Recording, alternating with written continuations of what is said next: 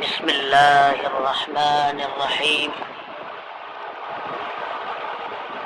حضرت ابو ہریرہ رضی اللہ عنہ فرماتے ہیں کہ رسول اللہ صلی اللہ علیہ وسلم نے فرمایا، عیسیٰ بن مریم علیہ السلام اور صاحب جریج کے سوا کسی بچے نے گود میں بات نہیں کی۔ کسی نے عرض کیا، اے اللہ کے نبی صلی اللہ علیہ وسلم، صاحب جریج کون ہے؟ آپ صلی اللہ علیہ وسلم نے فرمایا کہ جریج ایک راہب تارک دنیا شخص تھا جو اپنے عبادت خانہ میں رہتا تھا، اور ایک شخص تھا جو اس عبادت خانہ کے نیچے رہتا تھا، اور اس بستی کی ایک عورت اس کے پاس برائی کی ترغیب دینے آتی جاتی تھی۔ ایک دن جریج کی ماں آئی اور اس نے جریج کو آواز دی، اے جریج! وہ نماز میں مشغول تھے۔ انہوں نے سوچا کہ میں کس کو ترجیح دوں، نماز کو یا اپنی ماں کو؟ پھر نماز کو ترجیح دی۔ ماں نے پھر آواز دی۔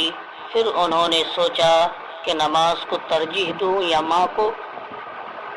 پھر خیال کیا کہ نماز کو ہی ترجیح دیتے ہیں۔ ماں نے تیسری بار پھر آواز دی۔ انہوں نے پھر سوچا کیا کروں، ماں کو ترجیح دوں یا نماز کو؟ پھر خیال کیا کہ نہیں، نماز کو ترجیح دیتے ہیں۔ جب اس نے ماں کی بات نہ سنی تو ماں نے بددعا دیتے ہوئے کہا، اے جریج! خدا تجھے موت نہ دے جب تک کہ تو بدکار عورت کا منہ نہ دیکھ لے۔ یہ کہہ کر وہ چلی گئی۔ ایک دن وہ بدکار عورت بادشاہ کے سامنے پیش کی گئی کہ اس نے ایک بچہ کو جنا تھا۔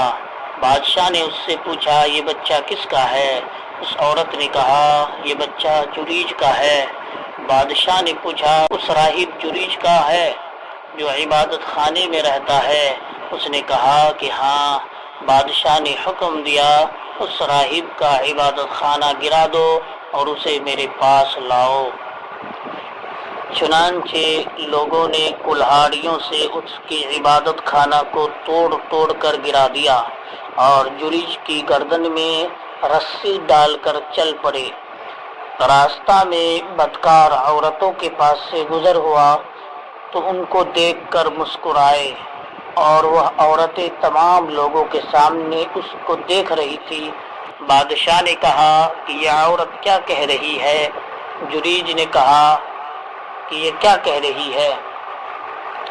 بادشاہ نے کہا، یہ عورت کہتی ہے کہ یہ تیرا ہے۔ جریج نے اس عورت سے کہا کہ کیا تم واقعی یہ بات کہتی ہو؟ اس عورت نے کہا، ہاں۔ جریج نے کہا، وہ بچہ کہاں ہے؟